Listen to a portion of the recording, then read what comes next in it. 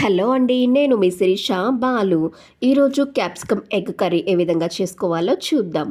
ఒక కళాయి పెట్టుకొని ఆయిల్ వేసి పోపు వేయండి. పోపు వేగిన తర్వాత వెల్లుల్లిని, రెడ్ మిర్చిని కూడా వేయండి.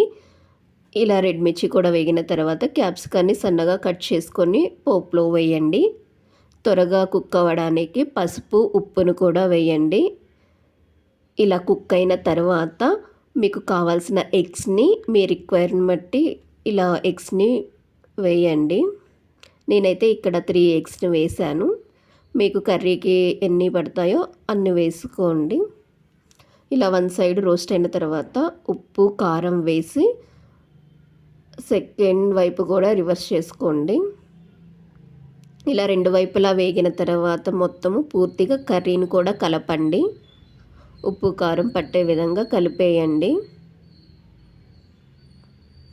ఇలా కలిపిన తర్వాత ఒక 2 మినిట్స్ తర్వాత మసాలా కూడా వేసి స్టవ్ ఆఫ్ చేసుకోండి. ఇంతేనండి, tasty capsicum egg curry ready. మీరు కూడా ఒకసారి ట్రై చేసి మీకు ఎలా వచ్చిందో కామెంట్ చేయండి. Thanks for watching. Like, share, subscribe.